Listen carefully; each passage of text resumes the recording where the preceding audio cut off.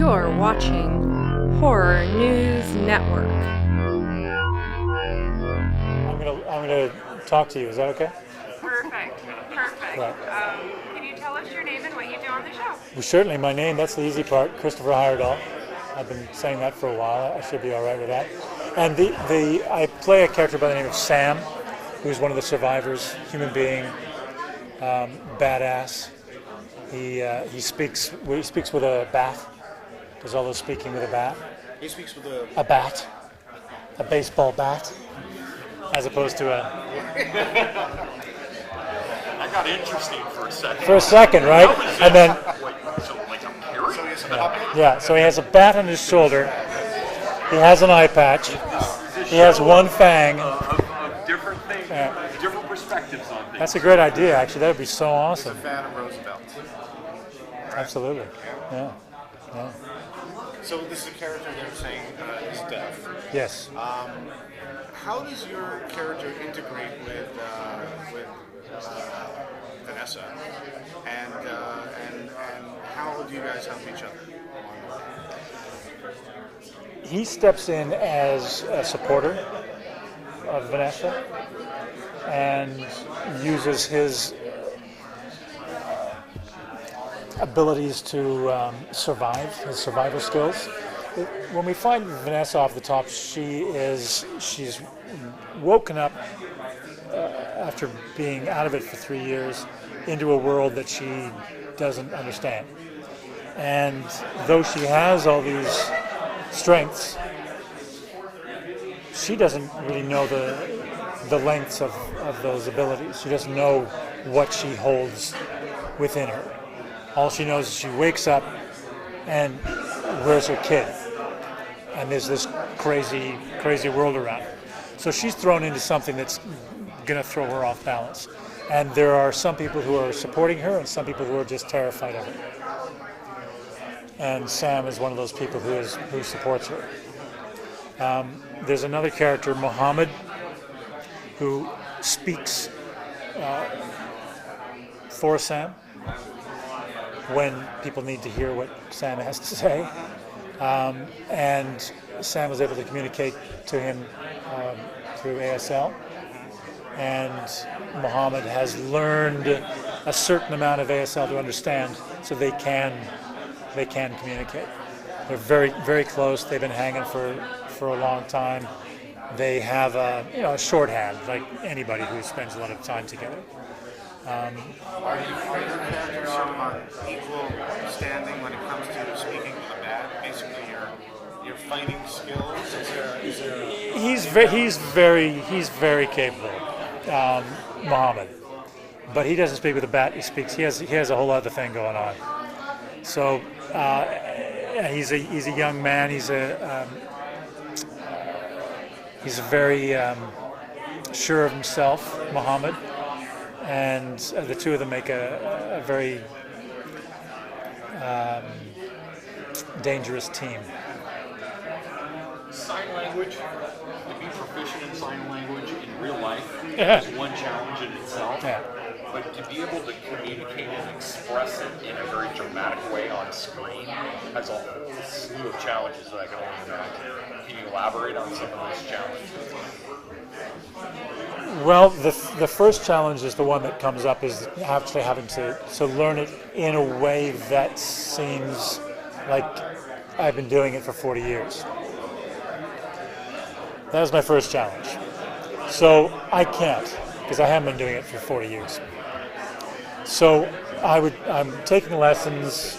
It was private lessons. I was online stuff. I was reading all sorts of books that can, for every time I think of a word or a phrase that I'm wanting to create, I can go to that book, do that, then go to somebody who actually speaks ASL and get them to, no, you don't speak it, because there's a construct of English and there's a construct of ASL. They're not the same thing. It's like trying to speak German with a direct Google translation. It doesn't work.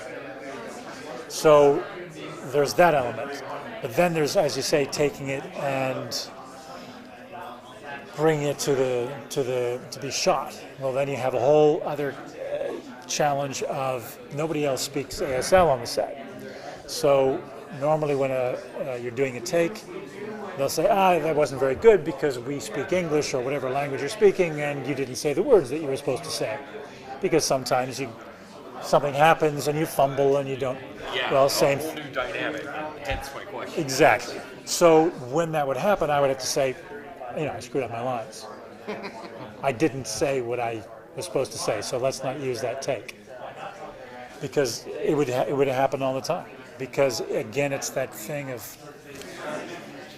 speak. I've done a few things where I've had to speak foreign languages, and it's the same thing. You can't think about it.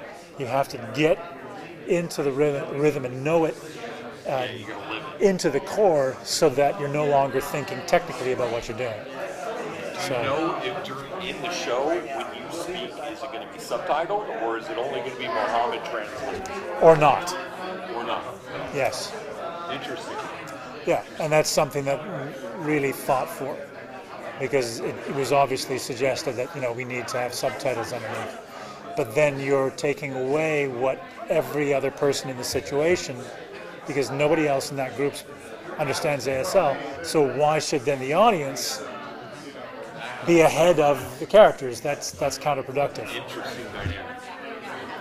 When they said we'd love to have you do this, was there any requirements that you have to? I mean, in terms of knowing sign language, or being proficient at it, it's chicken and the egg, maybe in this situation. Tell me more about that.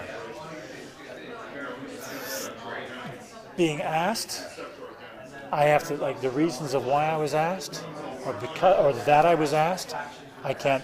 That's beyond my purview. But once I was given that opportunity, I've never had to learn that before. I've had to learn a number of other things that I didn't know anything about in my career, but that's a huge challenge. And in many ways, to be totally honest, I didn't get a lot of sleep during this shoot, because it's incredibly stressful when you're having to go in front of a camera and speak a language that you don't speak and try and do it in such a way that it's believable. That because I can do a lot of sign language to you guys. If you don't understand ASL, you're going to think, oh wow, that's so good. I had a number of people say it was so excellent, it was so good, and I was thinking, no, it's not, because I screwed up my lines, right? I didn't do it properly that time.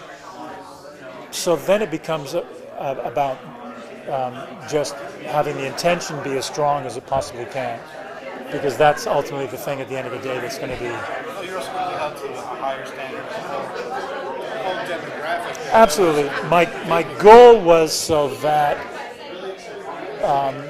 the deaf community would watch it and hopefully not be. Hopefully, so okay, I understand what he's saying, and he doesn't have an accent there, and he doesn't have an accent there.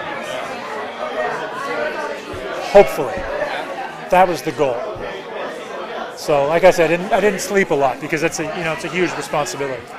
So, Can't wait to see it. knock on wood. Thank you. Thank you for watching Horror News Network.